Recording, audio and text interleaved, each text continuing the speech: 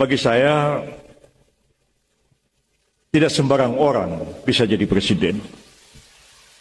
Bukan sekedar jadi presiden. Tapi yang jauh lebih penting adalah ketika dia sudah terpilih menjadi presiden, apa yang dia bisa lakukan untuk kemajuan dan kemaslahatan bangsa dan negara kita, itu jauh lebih penting daripada sekedar terpilih sebagai seorang presiden. Dia jadi presiden, dia mampu menempatkan orang-orang yang pas dalam jabatan itu.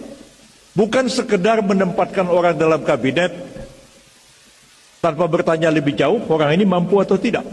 Diserahkan pada partainya. Oh, partai A, siapa yang jadi menteri? Comot, ya. Nanti kalau ada apa-apa, tanggung jawab sendiri ya. Ya tidak bisa begitu jadi presiden. Jadi presiden harus kenal pembantu-pembantunya ini punya kemampuan atau tidak. Dan dia harus menempatkan orang yang pas pada posisinya. Anggota kabinet harus ada wakil orang Aceh sampai Papua. Secara proporsional harus ada di kabinet. Kedua, berapa yang beragama Islam harus ada dalam kabinet. Berapa yang agama Kristen dan Katolik harus ada di kabinet. Jangan sampai tidak ada orang Hindu atau orang Buddha yang masuk dalam kabinet. Sekurang-kurangnya ada satu orang Bali, satu orang Papua ada di dalam. Orang Aceh ada, Minangkabau ada, Jawa apalagi, Sunda ada. Karena kabinet itu representasi dari seluruh rakyat Indonesia. Jangan sampai ada satu suku merasa, kok kami seperti nggak dianggap. Itu bahaya bagi kesatuan dan persatuan bangsa kita.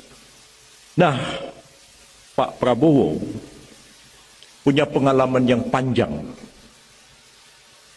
terutama dalam bidang militer, tapi juga menangani isu-isu krusial yang dihadapi oleh bangsa ini. Akhir-akhir ini saya lihat Pak Prabowo menulis beberapa buku tentang ekonomi, tentang penjabaran apa yang beliau sebut dengan ekonomi Pancasila. Walaupun bukan tulisan seorang profesor atau seorang doktor ekonomi, tapi itu tulisan dari seorang yang akan mengambil satu kebijakan. Agak beda. Mungkin kita yang para profesor di kampus bisa nulis sangat akademik, belum tentu bisa diterapkan. Tapi tulisan Pak Prabowo itu tulisan yang sangat implemented, sangat mungkin dilaksanakan di dalam kenyataan. Saya baca buku-bukunya.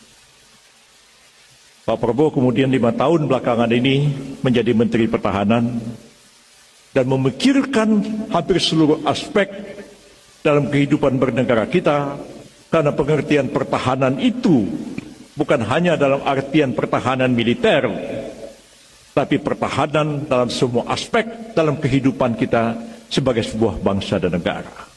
Karena itu PBB berpendapat setelah 5 tahun beliau menjadi Menteri Pertahanan, beliau ini layak untuk menjadi Presiden Republik Indonesia.